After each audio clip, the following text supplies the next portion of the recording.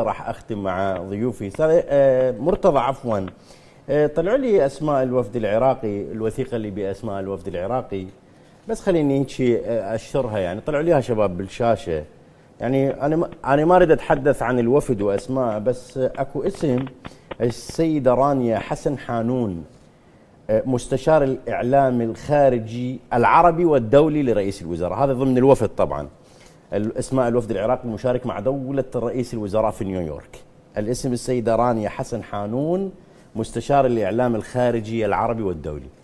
العجيب أو الغريب أنه أكو وثيقتين صادرة من جهاز المخابرات العراقي في زمن صدام تشير إلى هذا الاسم. طبعا هذا طلعوا لي هذين الوثيقتين شباب. الكتاب من جمهورية العراق، رئاسة الجمهورية، جهاز المخابرات في 8/5/2001 إلى ح/2/4.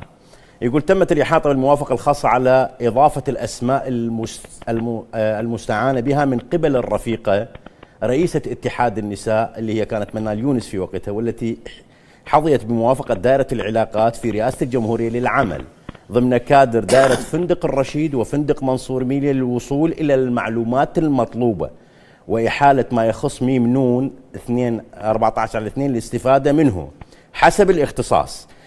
تسلسل 3: رانيا حسن محمد حانون الاسم، تراقب المجموعة من قبل ميم 1/4 أو ميم 2/4 اللي هو نفس الاسم داخل الفندقين.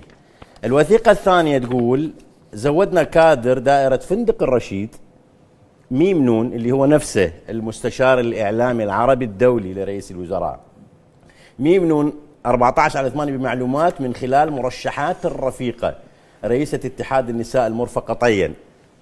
خلي اختم بهذه الجملة معقولة؟ يعني المستشار الإعلامي الخارجي، طني الكاميرا مرتضى، مستشار الإعلام الخارجي العربي والدولي لرئيس الوزراء. ما ادري هسه يدري رئيس الوزراء لو ما يدري، شو تقول السيد وائل؟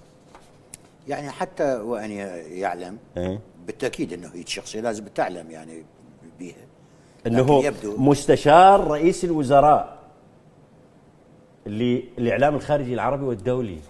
تقريرين من جهاز المخابرات في زمن صدام كانت تعمل وكيله في جهاز المخابرات ومرشحه من منال يونس. يدري رئيس الوزراء مات. شو تقول دكتور غالي؟